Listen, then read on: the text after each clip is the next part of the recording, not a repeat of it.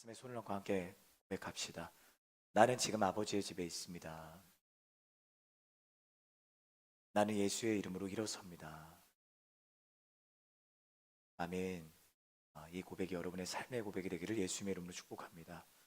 자, 주신 말씀을 가지고 기적 너머의 기적이라는 제목으로 말씀을 나누도록 하겠습니다. 2007년 워싱턴 DC의 한 지하철역 입구에서 흥미로운 실험 하나가 진행이 되었습니다. 누가 봐도 평범한 청바지에 티셔츠를 입고 야구 모자를 푹 눌러 쓴 한 남자가 비싼 스트라디 바리우스라는 그 바이올린을 꺼내서 연주를 시작했던 거예요. 그 사람은 세계적인 바이올리니스트였던 거장 조슈아 벨이었습니다. 불과 3일 전에 보스턴에서 이 조슈아 벨의 공연이 있었거든요. 전석 매진이었어요. 바로 그 주인공이 이 벨이었는데 그는 약 45분 동안 그 지하철역 입구에서 바흐의 고난도 곡들을 연주를 했어요. 생각해 볼까요? 40억 원의 호가하는 그 악기에서 뿜어져 나오는, 그리고 세계 최고의 연주자가 하는 거니까 얼마나 천상의 선율이었겠습니까? 그 선율이 지하철역 가득 울려 퍼진 거예요. 어떤 일이 일어났을까요? 지나간 사람은 1,000명, 멈춰 서서 들은 사람은 단 7명. 그리고 그가 모은 돈은 고작 32달러 17센트, 우리나라 돈으로 4만 원. 대부분의 사람들은 그 선율이 40억 원짜리의 그 스트라디바리우스라는 바이올린 악기에서 나오는 거장의 연주라는 사실을 깨닫지 못했습니다. 그저 바쁜 출근길에 들리는 평범한 거리 공연 정도로 생각했을 겁니다. 왜 그랬을까요? 사람들에게 그 천상의 소리가 울리는 공간이 지하철역이었기 때문입니다. 거장은 화려한 공연장에서만 있어야 한다는 사람들의 선입견에 정작 눈앞에 나타난 거장을 사람들은 몰라봤던 것이에요. 사랑하는 여러분, 우리의 신앙도 이와 같습니다. 우리는 하나님이 사람의 화려한 성공과 그런 자리, 그리고 웅장한 예배당에만 계실 거라고 생각해요. 그러나 인생의 진짜 거장이신 예수님, 주님은 우리가 전혀 예상하지 못하는 곳에서 우리를 만나 주십니다. 저는 이곳이 여러분이 그 주님을 만나는 시간이 되기를 예수님의 이름으로 축복합니다. 여러분의 일상이 여러분의 낮은 그 삶의 자리로 찾아오신 하나님을 만나는 은혜가 있기를 주님의 이름으로 축복합니다. 우리가 불과 지지난주에 이 누가복음 5장 1절부터 6절까지의 말씀을 가지고 우리가 은혜를 나누었어요. 오늘 공교롭게 다 같은 본문인 거예요. 그래서 제가 이 같은 본문을 듣고 주님, 이걸 어찌 해야 됩니까? 하는데 감사하게 6절까지 했잖아요. 그럼 이제 이어지는 7절부터 할 수 있고, 또 여러분이 기억을 못 하겠지만 그래도 또 새로운 마음으로 또 말씀을 전할 수 있다는 기대감이 있었어요. 우리가 6절까지 말씀을 통해서 우리의 인생의 가장 처절한 현장인 빈배, 앞서 우리가 간증을 들었지만 이 빈 그물을 깁고 있는 그 현장에 찾아오신 예수님, 그 예수님이 베드로라는 한 사람을 부르시고 그가 밤새도록 허탕을 쳤지만 하나님께서는 예수님의 부르심을 통해서 베드로에게 깊은 곳으로 나아가라 하셨고, 우리가 기억한다면 밤에만 물고기가 잡힐 수 있는데 아침에 아무것도 모를 것 같은 청년인 예수님이 깊은 곳으로 나아가자, 그물을 던지자. 내가 분명히 밤새도록 그물을 던졌던 그곳인데 아침에는 물고기가 잡힐 일이 없는데, 선생님, 내가 잡은 것이 없지만 말씀에 의지하여 그물을 내리겠습니다. 그때 그물이 찢어질 정도로 물고기가 잡히는 기적을 경험하였습니다. 우리가 그 말씀을 보았어요. 2026년 시작한 지 2주 지났어요. 저와 여러분이 2025년 마지막 페이지에서 우리가 돌아보았을 때 우리가 보게 되는 그 나의 빈 그물, 그 실패의 자리. 그러나 우리는 그 실패의 자리와 빈 그물이 오히려 하나님을 신뢰하고 의지하게 되는 은혜의 자리였다라는 것을 우리는 기억합니다. 여러분, 우리는 나의 상식과 경험이 끝나는 지점에서야 비로소 하나님을 만납니다. 그때 우리는 하나님을 찾는 겁니다. 발이 바닥에 닿지 않는 그 깊은 곳에서 내가 주님을 바라볼 수 있는 것입니다. 이제 우리는 2026년이라는 바다 한복판에 서 있습니다. 지난 2025년의 끝자락이 빈배 바라보고 있었다면 이제는 우리가 마주할 2026년은 하나님이 채우시는 은혜를 경험하기를 예수님의 이름으로 축복합니다. 그때 우리는 이렇게 질문을 해야 됩니다. 우리 같이 한번 나 스스로에게 질문을 해볼까요? 우리는 무엇을 위해 채우심을 기다리는가? 무엇을 위해 채우심을 기다리는가?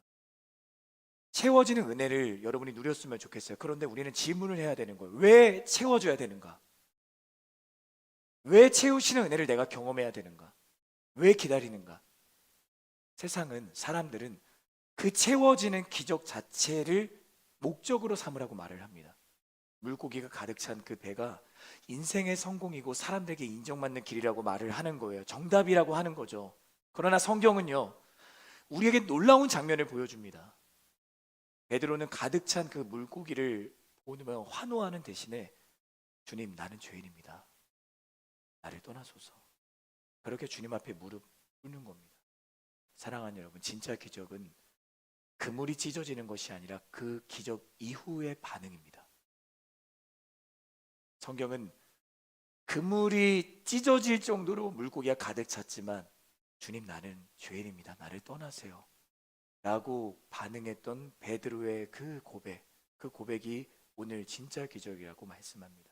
오늘 본문 말씀을 통해서 저와 여러분의 삶에 진짜 기적이 무엇인지를 깨닫게 되기를 주님의 이름으로 축복합니다. 7절 말씀 한 번 더 읽도록 하겠습니다. 7절입니다. 시작. 그래서 그들은 다른 배에 있는 동료들에게 와서 도와달라고 손짓했습니다. 그들이 와서 두 배의 고기를 가득 채우자 배가 가라앉을 지경이 되었습니다. 오늘 세 가지의 영적인 메시지를 나누기 원합니다. 첫 번째, 따라해 주시겠어요? 기적은 목적지가 아니라 통로입니다. 베테랑 어부였던 베드로에게 이 상황은 그냥 단순히 대박 정도가 아니었어요. 정말 이건 경이로운 거예요. 밤새도록 자신의 모든 기술과 경험을 다 쏟아부었잖아요. 근데 빈배였어요. 빈 그물이었어요. 자신의 기술과 자신의 경험이 다 무용지물이 되었던 실패의 밤이었습니다. 그런데 주님 말씀 의지하고 보니까 그물이 가득 차게 되는 일이 벌어진 겁니다. 그래서 본문은 배가 가라앉을 지경이었다라고 이야기를 해요. 한번 우리가 그 장면을 생각해 보세요. 배가 가라앉을 정도로 지금 만선인 거예요. 많은 청년들이 신앙생활을 하면서 이 지점에서 흔들립니다. 주님, 이번 취업만 잘 되면 저는 바랄 것이 없습니다. 하나님, 이 관계만 회복된다면 저는 아무런 문제가 없을 것입니다.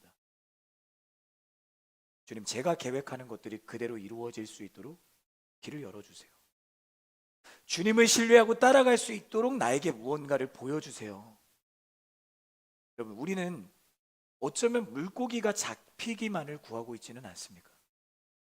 마치 빈 그물이 채워지고 빈 배가 가득 차는 것이 우리의 신앙의 최종 목적지라고 생각을 할 때가 있는 겁니다. 정말 그렇습니까? 아니죠. 만약에 빈 그물이 가득 차는 것이 정말 하나님께서 말씀하시는 기적이라면, 그것이 주님이 베드로를 찾아오신 목적이라면 예수님은 여기서 그냥 베드로 축복하고, 자, 이 물고기를 팔아서 돈을 벌고 부자가 되어서 잘 살아라, 그리고 떠나셨을 거예요. 그러나 예수님은 그 만선의 기적이 오히려 베드로를 갈릴리의 성공한 사업가로 만드는 것이 아니라 나를 따르라, 주님을 따르는 제자로 부르시는 통로였다는 것을 오늘 우리에게 말씀하십니다. 주님을 보게 되는 통로가 채워짐이었다라는 거예요. 우리 한 번 더 따라하겠습니다. 기적은 하나님께서 우리에게 허락하신 선물 포장지와 같습니다. 우리에게 허락하신 선물 포장지와 같습니다. 포장지가 예쁘고 화려하다고 해서 그 안에 있는 내용물은 꺼내보지도 않고 휴지통에 버린다고 생각해 보세요. 너무 어리석잖아요. 물고기가 가득 잡힌 기적을 보고 그 기적을 행하시는 주님을 보지 못한다? 같은 겁니다. 여러분, 눈에 보이는 기적, 그 기적에 눈이 멀어 정작 그 기적을 행하시는 주님을 놓치지 않기를 예수님의 이름으로 축복합니다. 그게 진짜 하나님이 여러분에게 주시는 선물인 거예요. 그래요. 저는 2026년 여러분이 오늘 이 자리에서도 기도하면서 여러분의 문제가 해결되기를 주님의 이름으로 축복합니다. 그러나 그 문제가 해결되는 그 자체가 목적이 아니라 문제를 해결하시는 분이 누구인가? 그것을 경험하는 것이 신앙이라는 겁니다. 간절히 기도했던 취업의 문이 열리고 관계의 매듭이 풀어지고 삶의 문제가 해결되는 순간 우리는 그것을 은혜라고 부르며 기뻐해요. 즐거워해요. 그러나 우리는 한 걸음 더 나아가야 되는 거예요. 왜 기뻐할까? 왜 즐거워할까? 그 은혜를 주신 하나님 때문인가? 아니면 그것 때문인가? 만약 우리의 신앙이 눈에 보이는 응답에 포커싱이 되고 있다면 이런 거예요. 내가 원하고 바라는 응답이 아니면 하나님을 신뢰하지 않는 겁니다. 그러면 하나님은 나쁜 하나님인 거예요. 여러분, 하나님은 선하신 분이심을 믿으십니까? 근데 우리는 내가 원하고 바라는 대로 주님이 일하시지 않으시면 그 하나님은 선하신 분이 아닌 거예요. 그래서 카일 아이들먼이라는 목사님이 이런 책을 쓰셨죠. 팬인가 제자인가. 포장지만 붙들고 있는 신앙은 주님의 제자가 아닙니다. 팬일 뿐이에요. 나는 예수님의 뒤를 쫓는 팬인가? 아니면 나의 삶을 드리는 제자인가? 팬은 열광합니다. 예수님의 팬은 예수님이 하시는 기적에 막 박수를 치는 거죠. 내 배를 가득 채우는 물고기에 감탄하면서 주님 은혜 받았습니다 하고 주님 앞에 좋아요를 누르는 거예요. 해시태그를 남기는 겁니다. 하지만 팬의 특징은 명확합니다. 혜택은 원하지만 희생은 싫어해요. 기적이 일어나고 내 배가 가득 찰 때는 주님 너무 좋아하고 주님 곁에 가까이 있으려고 하는데 파도가 밀려오고 눈앞에 인생의 폭풍우를 만나면 주님을 외면하는 거예요.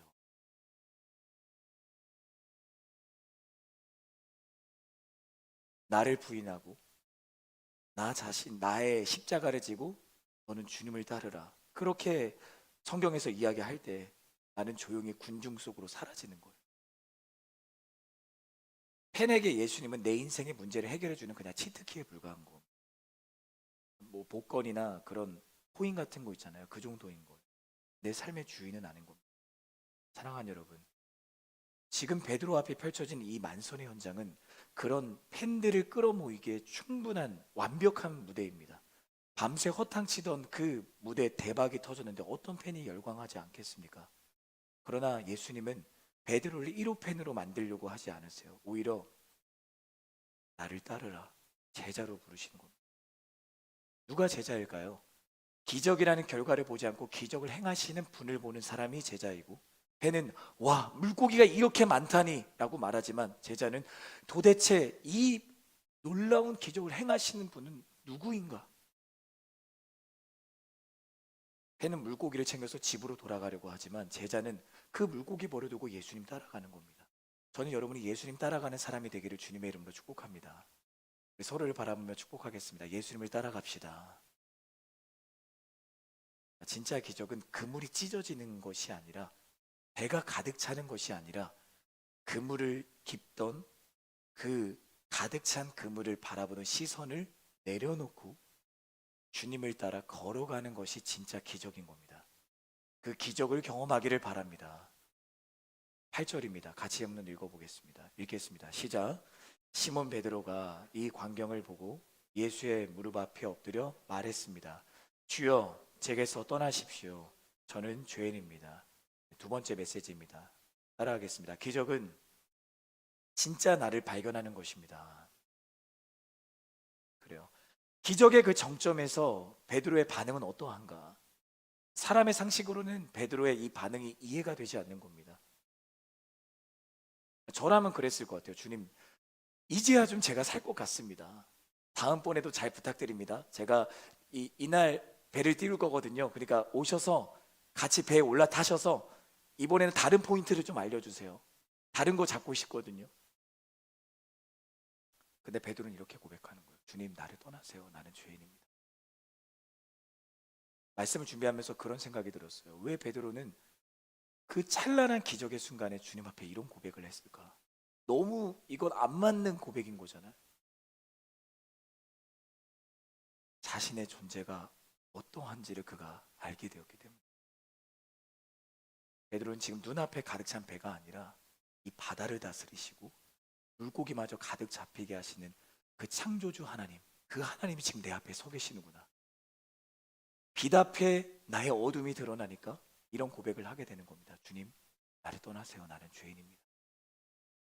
여러분, 예수님을 만날 때 우리의 반응은 베드로의 반응이어야 합니다. 주님, 나는 죄인입니다. 나를 떠나세요. 그 압도적인 주님의 임재 앞에, 그 빛 앞에 자신의 연약함을 직면했던 겁니다. 그런데 여러분, 그렇게 주님이 그래 너 죄인 맞아, 잘 가, 너가 어찌 죄도 없고 하나님이 내 앞에서 지금 너가 이렇게 서 있을 수 있어, 하나님이 그래서 그렇게 말씀하셨다면 우리는 주님을 신뢰할 수 없었을 겁니다. 그런데요, 그 주님의 빛은 정죄의 빛이 아니었어요. 베드로가 죄인이라는 사실에 집중하기 위해서 그를 괴롭히려고 했던 것도 아니었습니다. 주님의 빛은 그를 새롭게 빚으려는 은혜의 빛이었습니다. 오늘날 많은 청년들이 회개를 오해합니다. 회개를 내 수치와 실수와 잘못들 그냥 낱낱이 하나님께 이야기하는 거라고 생각을 하는 거예요.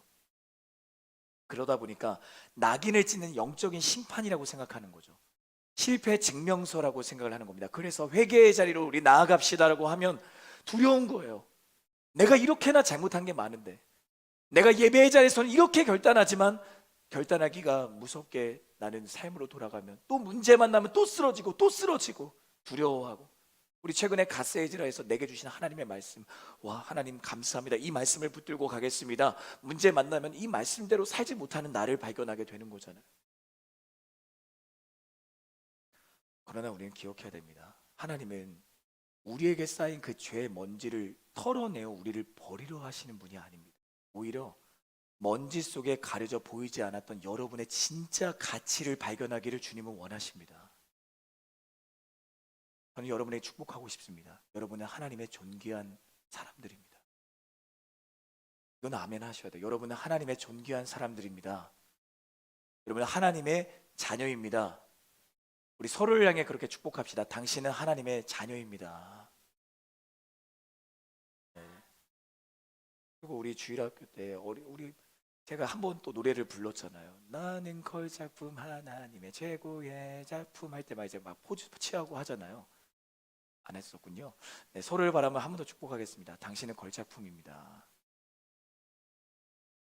하나님이 만드셨는데 우리가 어찌 걸작품이 아닙니까? 사단이 여러분에게 어떤 이야기를 하든지 아십니까?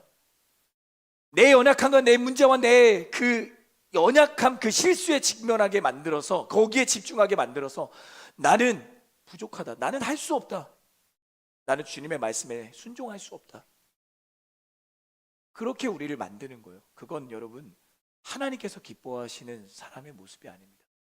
여러분을 축복합니다. 자격지심의 모든 짐을 벗어던지기를 주님의 이름으로 축복합니다. 비교 의식에 매이지 마세요. 그건 세상의 프레임인 거예요. 세상의 프레임. 다른 사람 바라보면서 왜 나는 이것밖에 되지 않을까? 여러분 가정에 돌아가셔서 그러지 않았으면 좋겠어요. 누구는 그러는데 왜 너는 그러냐? 왜 웃으시는 거죠? 저도 그럴 때가 있거든요. 제가 러닝을 진짜 좋아해요. 저 매일같이 러닝을 하는 사람인데 3일간 리더십 컨퍼런스 때 제가 마음이 너무 어려웠어요. 러닝을 못했기 때문이죠. 네. 근데 이제 저희 아내는 이제 그걸 보고 있다면 아내 죄송하고요. 네. 네, 이제 우리 아내는 좀 아기자기한 그런 것들을 좋아해요. 네, 이제 그러다가 같이 운동하자, 왜 운동을 안 하냐, 막 그렇게 하면서 아내를 그렇게 했던 적이 있는데, 비교 의식은 하나님이 주시는 마음이 아닌 거예요. 여러분의 입술을 지키기를 주님의 이름으로 축복합니다. 네. 우리 나의 영혼에 선포하겠습니다. 나의 입술을 지키자. 하나님은 너는 존귀한 사람이라고 하는데 나는 내 안에 하나님이 계시는데 너는 존귀한 사람이 아니야라고 말하면 이거는 안 맞는 거잖아요. 오늘 가정에 돌아가실 때 그렇게 하기를 바랍니다. 네, 저에게 하는 겁니다. 여러분, 회개는 주님의 그 손길로 다시 세워지는 축복의 자리입니다. 나의 바닥을 정직하게 보이면 주님이 그 바닥에서 우리를 끌어올리시는 겁니다. 그러니까 그 빛 앞에서 도망치지 말기를 바라요. 당신의 연약함은 끝이 아니라 하나님이 일하시는 시작이기 때문입니다. 베드로는 이전까지 예수님을 선생님이라고 불렀어요. 라비. 이제는 주님을 퀴리오스, 주님이라고 말을 하는 겁니다.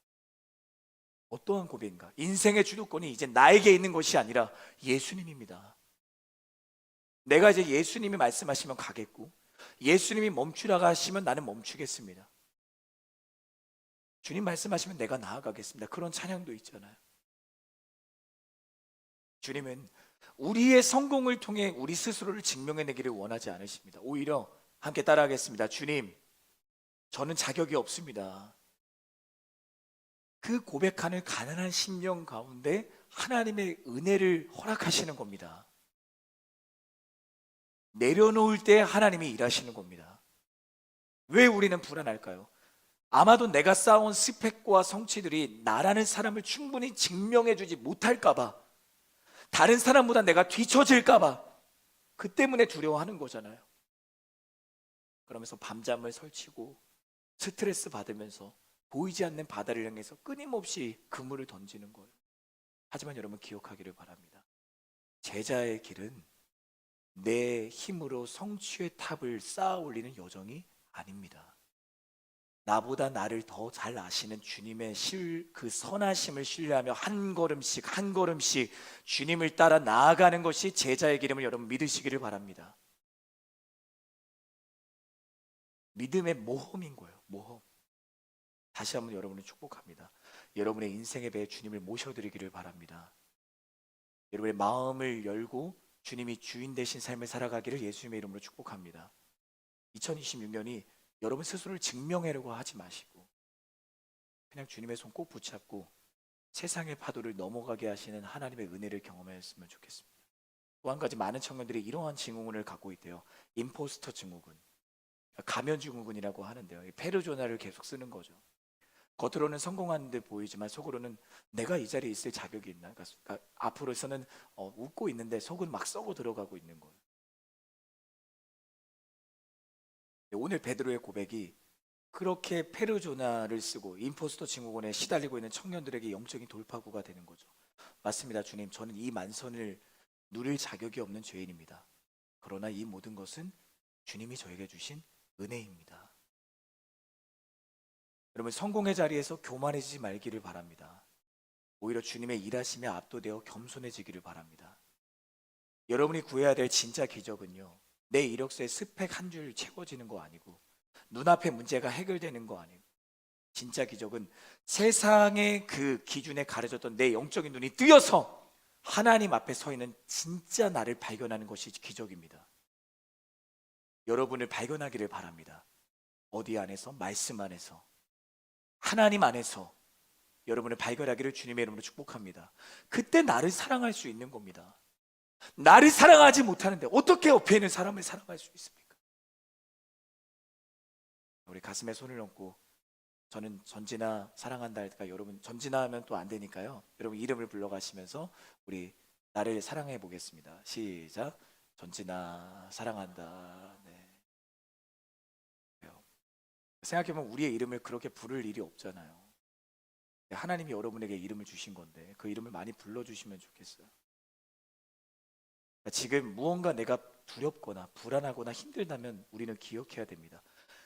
그 결핍의 공간, 그 비워짐의 공간, 그 공간을 이제는 내가 하나님께 맡겨드려야 되는 타이밍인 거예요. 그래야 하나님이 채우시는 겁니다. 우리 10절과 11절 말씀 함께 읽도록 하겠습니다. 10절부터 읽겠습니다. 시작. 세베대의 아들들이며 시몬의 동료인 야고보와 요한도 놀랐습니다. 그때 예수께서 시몬에게 말씀하셨습니다. 두려워하지 마라. 이제부터 너도 사람을 낚을 것이다. 그리하여 그들은 자신들의 배를 무태 대고 모든 것을 버려둔 채 예수를 따라갔습니다. 아멘. 우리 세 번째 메시지 따라해 주시겠어요? 기적은 모든 것을 버려두고 주님을 따르는 것입니다. 기적의 현장에서 베드로가 느낀 감정은요, 기쁨이 아니라 두려움이었어요. 나 같은 죄인이 이러한 기적을 경험해도 되는가? 이런 복을 누려도 되는가? 그런 두려움이 있었던 거죠. 그런데요, 그 두려움을 예수님은 알고 계셨어요. 그리고 따뜻한 위로의 말씀을 건네십니다. 두려워하지 마라. 베드로야, 두려워하지 마라. 베드로가 자신이 죄인이라고 고백했을 때 주님은 그의 그 죄의 목록을 낱낱이 살피면서 자격을 운운하지 않으셨어요. 베드로야, 두려워하지 말아라. 오늘 이 말씀의 자리에서 말씀을 통해 예수님이 여러분에게 찾아오시는 줄 믿습니다. 그리고 말씀하세요. 두려워하지 말아라. 너의 자격 없음을 보고 두려워하지 말아라. 너의 상처를 보고 두려워하지 말아라. 사람들이 내 진짜 모습을 보고 실망하면 어떻게 할까? 이러한 두려움 때문에 끊임없이 나를 포장하려고 하잖아요. 그러나 여러분, 주님 앞에 모든 가면을 벗기를 주님의 이름으로 축복합니다. 나의 못난 부분, 감추고 싶은 그 상처까지도 주님 다 알고 계신다고요. 그러나 그 모습 그대로를 주님은 사랑하신다고요. 주님이 나를 용납하셨음을 내가 믿을 때 비로소 내가 나의 자격지심이라는 그 감옥에서 자유로워질 수 있는 거예요. 때로는 우리가 간절히 원했던 기회와 그 성취가 찾아왔을 때 기쁨보다 두려움이 앞서는 순간이 있어요. 이 자리를 유지할 수 있을까? 또 더 높은 곳에 올랐으니까 더 밑으로 떨어지면 어떻게 해야지? 더 전전긍긍하면서 내가 몸부림칩니다. 그때 여러분 기억하세요. 이 기회와 이 성취와 이 좋은 일들은 하나님께서 나에게 허락하신 거다.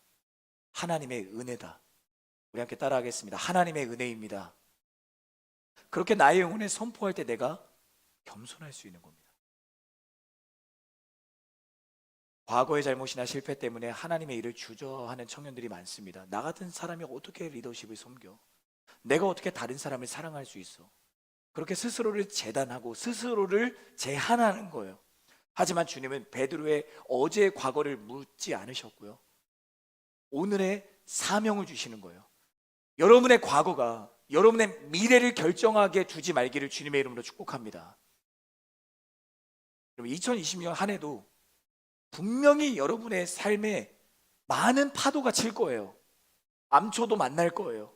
폭풍우 만날 거예요. 그때 여러분 두려워할 때마다 여러분에게 찾아오셔서 말씀하시는 주님의 말씀을 기억하기를 바랍니다. 따라합시다. 두려워하지 말아라. 한 번 더. 내 영혼아, 두려워하지 말아라.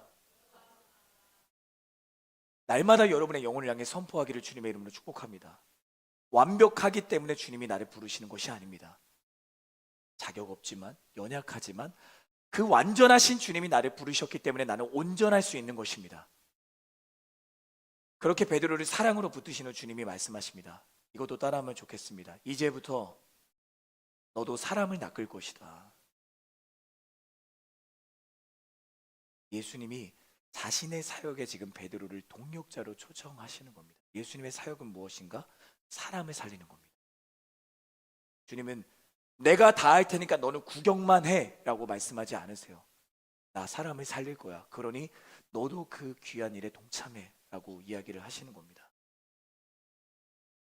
저는 여기서 또 놀라운 영적인 비밀을 발견합니다. 주님은 베드로가 평생 몸담아온 어부라는 직업을 부정하지 않으셨어요. 어부의 일은 세상에 속한 것이니까 이제 그만두고 거룩한 일만 해라. 그렇게 말씀하지 않으셨어요. 그를 먹여 살리기 위해 물고기를 건졌던 그 어부의 인생에서 이제는 사람을 낚는 그 인생으로 베드로가 살아갈 삶의 방향을 바꿔주신 거예요. 너무 중요합니다. 베드로의 과거의 재능과 그 경험이 버려지는 것이 아니라 이제는 주님이 그 경험과 그 귀한 재능들을 가치 있게 재해석하신다라는 겁니다. 여러분을 축복합니다. 여러분의 전공과 여러분의 일터에서의 경험한 모든 것들 하나님이 사용하기를 주님의 이름으로 축복합니다. 디자인을 전공했다면 그 미적 감각으로 하나님께 영광 돌리며 아름다움, 그 복음의 아름다움을 세상에 전하기를 주님의 이름으로 축복합니다. IT 기술을 여러분 전공했다면 그 정교한 알고리즘으로 소외된 생명을 살리는 플랫폼을 만들기를 주님의 이름으로 축복합니다. 여러분의 그 주신 그 재능, 달란트 단순히 먹고 살기 위해서 하나님 주신 거 아닙니다. 사람을 살리기 위해서 주신 겁니다. 여러분, 사람을 살리기를 주님의 이름으로 축복합니다.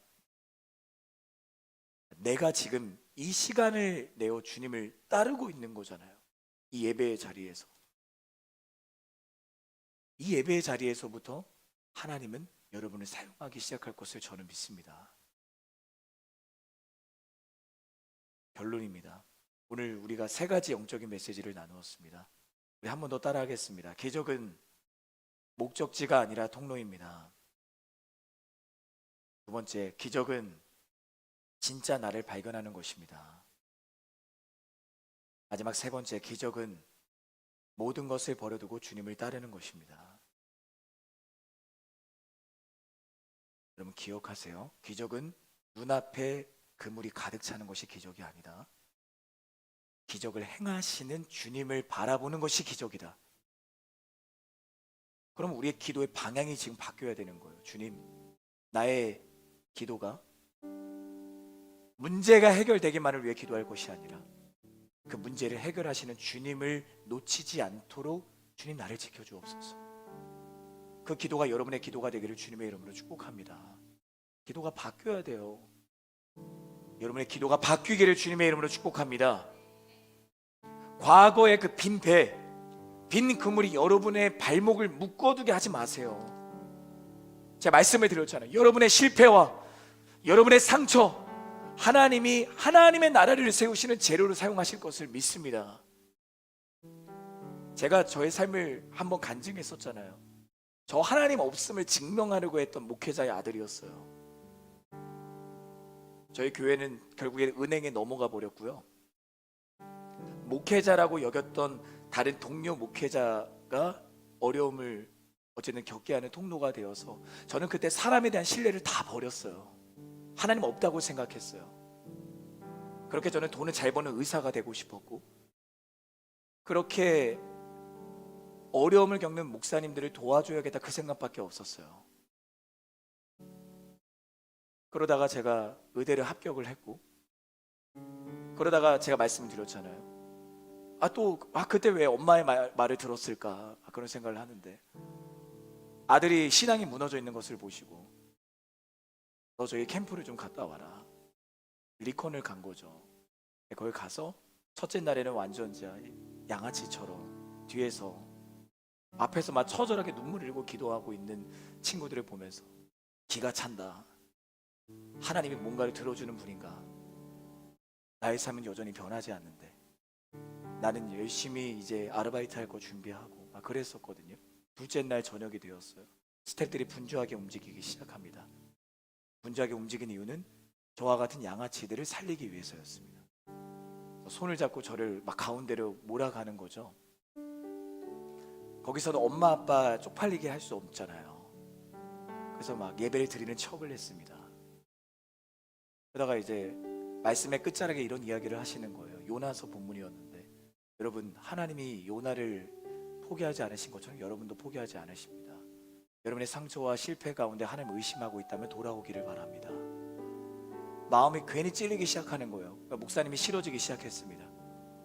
왜 나에게 그런 겨냥하는 이야기를 하시는가? 누가 엄마가 뭔가 문자를 저 목사님한테 보낸 것이 아닌가? 그러다가 이제 기도를 하는데 계속 마음이 어려워지는 거죠. 마지막에 기도할 때 항상 하는 레파토리가 있잖아요. 눈을 다 감고 있으니까 여러분 마음에 감동 있는 분들은 자리에서 일어나시기를 바랍니다. 저는 이제 ESTJ거든요.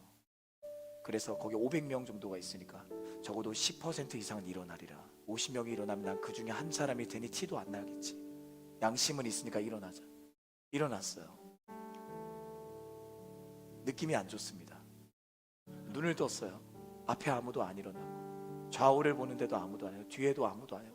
500명 중에 저 혼자 일어난 거예요. 목사님이 저한테 다가오십니다. 너 때문이다. 무릎을 꿇어라. 안수 기도를 하시더니 나 혼자 기도할 수 없습니다. 500명과 모든 스태프들이 저를 위해서 30분 동안 기도했어요. 그때 하나님 어떤 말씀을 하셨냐면, 지금도 선명한데 사랑하는 아들 진아, 너의 상처와 너의 실패와 너의 고난과 어려움을 나는 사용하기를 원한다. 그것이 너에게 은혜이고 너가 이 자리에 있기 하기 위해서 하나님께서 나에게 허락하신 은혜다. 그러니 나를 믿고 나아가기를 원한다. 그리고 제가 돌아오는 길에 하나님을 뜨겁게 만났잖아요. 바로 전화를 해서 등록을 취소하겠습니다. 집에 돌아가서 저는 신학교를 가겠습니다. 아빠한테 제가 두드려 맞을 줄 알았어요. 근데 그 아버지 어머니가 저를 끌어안아 주시는 거예요. 어떤 일이 일어났을까요? 제가 3일 동안 갔던 그 기간 동안 부모님도 기도원을 가신 거예요. 그러니 아들을 위해서 기도하는데 책망하시는 마음을 주신 거예요. 그래서 아들이 돌아와서 어떤 이야기를 하든 그대로 존중해 주라. 근데 제가 이제 의대를 포기하고 그렇게 한 거죠. 그리고 제가 지금 여기에 있습니다. 사랑하는 여러분, 하나님은 오늘도 여러분을 부르기를 원하십니다. 제가 확신하는 건 우리의 실패와 우리의 상처와 우리의 한계 가운데 하나님을 가장 선명하게 만날 수 있습니다. 청년의 시절은 넘어지는 시절이에요. 실패하는 시절이에요. 그러나 넘어진다는 건 일어날 수 있다는 거고, 내가 연약하고 무너지기 때문에 하나님을 의지할 수밖에 없는 것입니다. 기적 너머의 기적을 발견하기를 주님의 이름으로 축복합니다.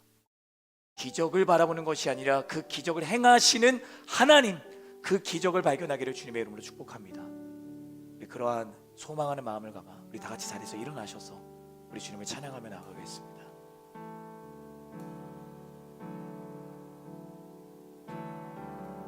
나의 사랑, 나의 사랑,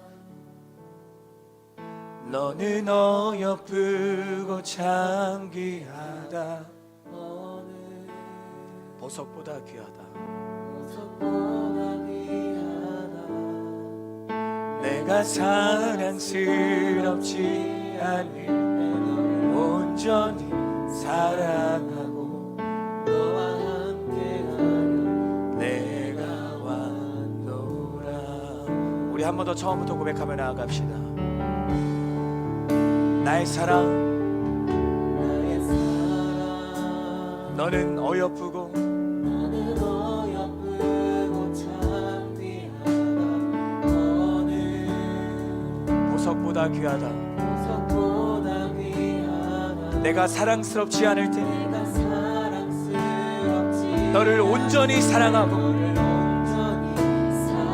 너와 함께하려 내가 왔노라.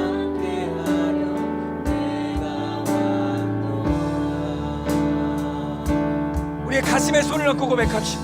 주님의 나라와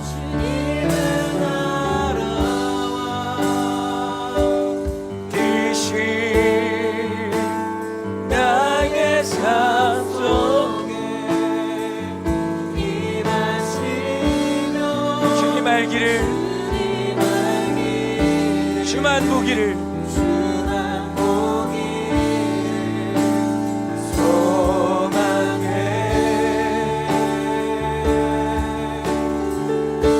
살아갈 힘과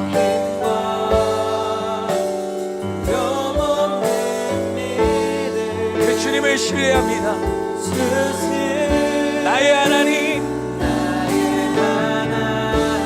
완전한 사랑, 찬양을 우리 한 번 더 우리의 믿음을 드리며 나아갑시다. 주님의 나라와 주님 뜻이 나의 삶 속에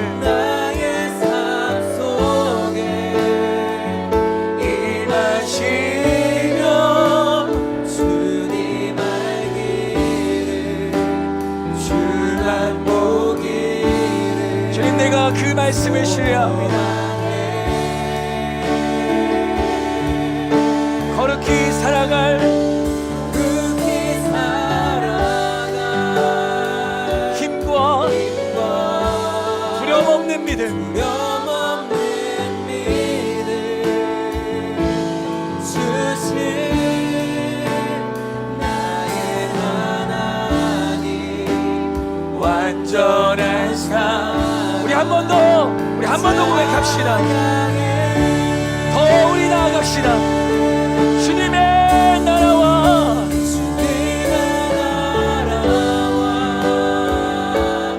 뜻이 나의 삶 속에 아멘 임하시며 주님 알기를 내가 주님을 바라보게 하여 주옵소서.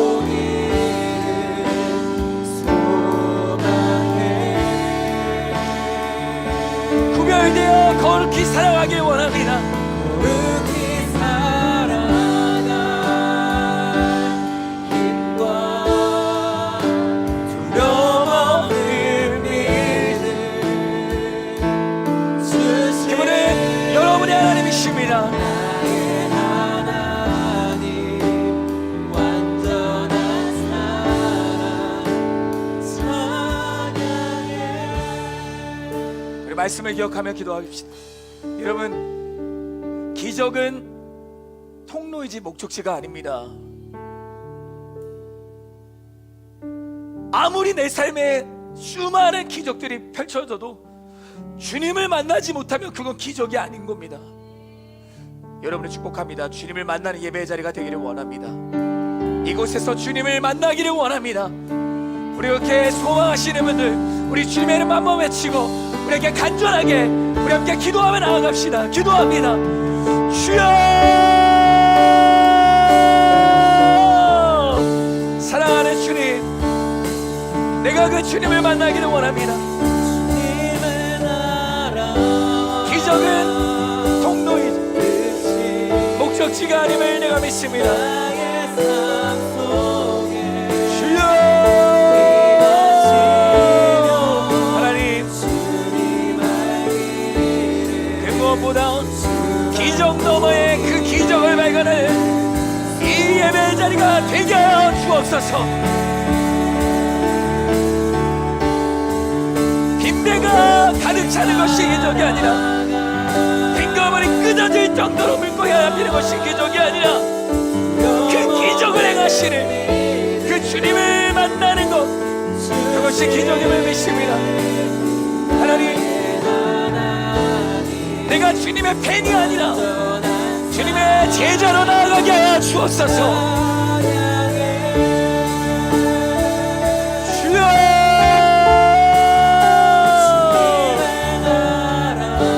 그렇습니다. 주님, 내가 주님을 만나게 하여 주옵소서. 지금 이 시간 우리에게 찾아오셔서 우리를 만나기 원하시는 주님을 만나기를 원합니다.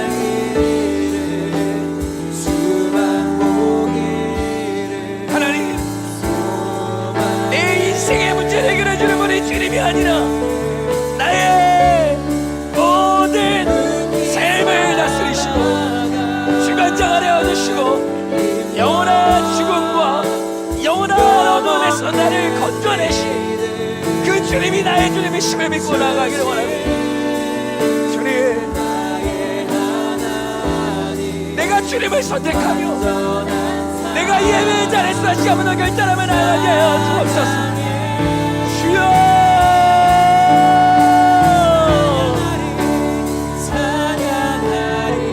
주님, 내가 이 기도의 자리에서 주님을 만나기를 원합니다. 여러분, 기도하십시오. 2020년을 시작하며 그 무엇보다 내 인생을 책임지시는, 나보다 나를 더 잘하시는 그 주님을 만나기를 원합니다. 주여, 주여,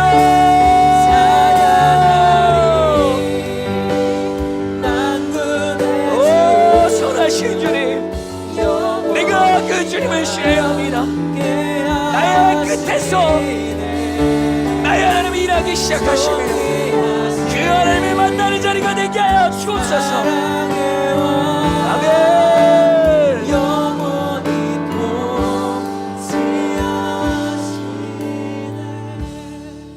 우리 한 번 더 기도하겠습니다. 여러분, 우리의 끝에서 하나님은 일하기를 시작하십니다. 나의 빈 그물에서 하나님은 비로소 우리의 그 그물을 채우시는 은혜를 허락하시는 겁니다.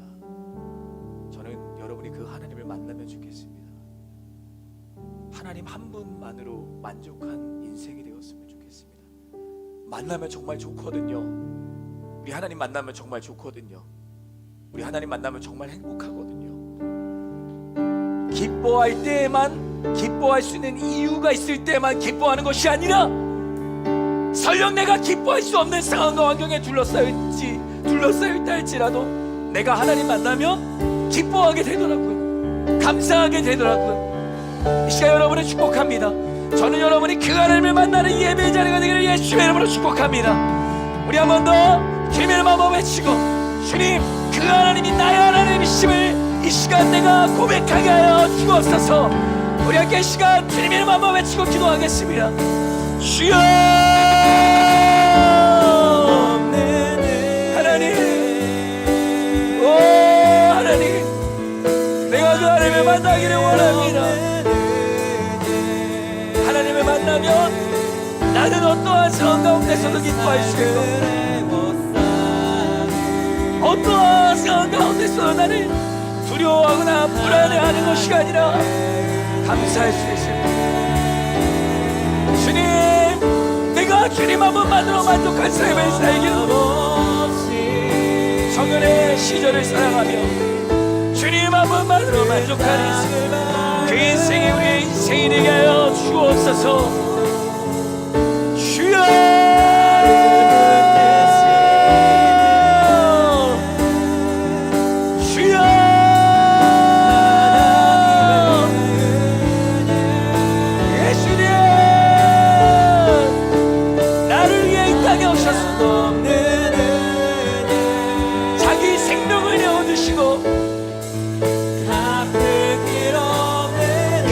십자가의 죽으심으로 나를 사신 그 하나님을 내가 신뢰합니다.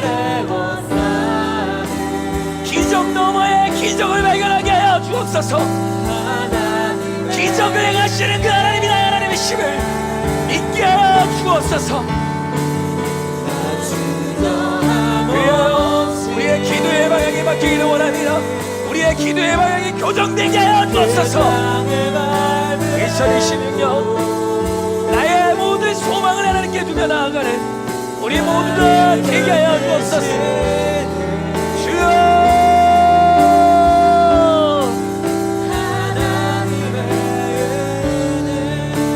우리 함께 고백합시다.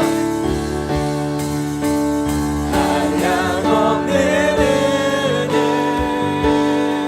갚을 길 없는 은혜, 갚을 길 없는 내 삶을 에워싸는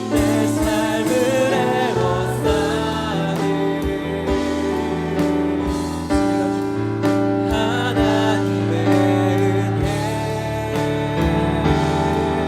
아멘.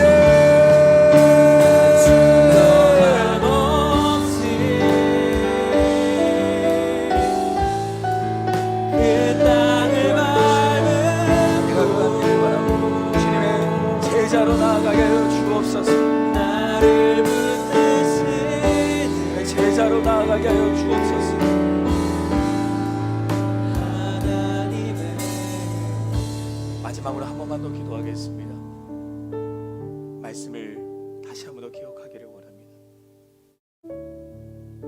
베드로는 그 순간 창조주 하나님을 보았고 자신의 그 죄로 가득 찬 모습을 보게 되어서 주님 나를 떠나세요, 나는 죄인입니다. 우리에게 그런 두려움이 엄습할 때가 있습니다. 근데 그때 주님은 두려워하지 말아라 라고 말씀을 하시는 겁니다. 여러분 두려워하지 말기를 주님의 이름으로 축복합니다. 나보다 나를 더 잘 아시는 분이 여러분이 믿는 하나님이십니다. 이 시간 예수 그리스도의 이름으로 선포하노니 모든 두려움은 떠나갈지어다, 모든 불안함은 떠나갈지어다, 모든 실패의 상처들 떠나갈지어다. 마지막으로 주님 내 안에 있는 두려움들 떠나가게 하여 주옵소서. 내 안에 있는 우울감 떠나가게 하여 주옵소서. 내 안에 있는 모든 상처의 스크래치들 주님의 은혜로 치료되게 하여 주옵소서. 우리 마지막으로 주님의 이름을 세 번 외치고 우리 통성으로 기도하며 나아갑시다. 기도합니다. 주여 주여 주여.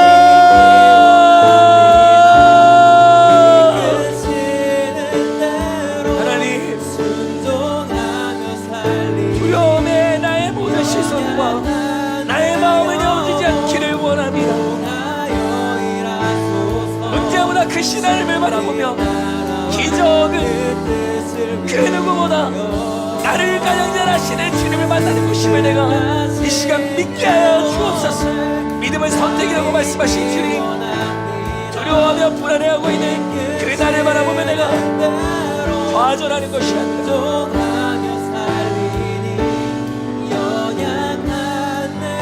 그런 나를 사랑하시고 나를 존귀한 사람이라고 말씀하신 그 주님을 만나게 하여 주옵소서.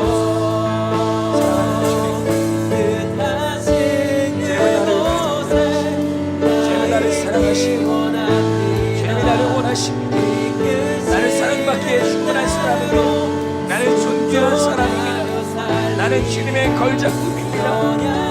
내 안에는 모르는 불안함과 모든 두려움을 떠나가게 하여 주시고 주님의 그 놀라운 치료의 손길로 덮어주셔서 주저앉은 그 자리에서 일어나게 하여 주시고 모든 우울감과 모든 불안함을 다 떠나가게 하여 주시고 항상 기뻐하고 모든 일에 감사하는 우리 모두가 되기를 원합니다. 이번 한 주간 나의 입술을 지켜내며 베드로의 고백과 같이 나의 자격 없음을 인정하고 주님은 나를 사랑하시니 두려워하지 말아라 말씀하신 그 예수님, 이 말씀을 나의 마음판에 새길 뿐만 아니라 이 말씀을 붙들고 나아가는 인생들이 되게 하여 주옵소서. 시집과 소천년들을 기억하여 주시고 우리 공동체가 아주 성령의 하나님 되게 하여 주시고 특별히 아버지 하나님 서로가 서로의 은혜의 장작들이여 은혜를 전도하며 은혜가 전염되는 놀라운 공동체가 되게 하여 주옵소서. 주의 복을 경험하는 공동체가 되게 하여 주옵소서. 주님의 마음으로 환대하는 공동체가 되게 하여 주옵소서.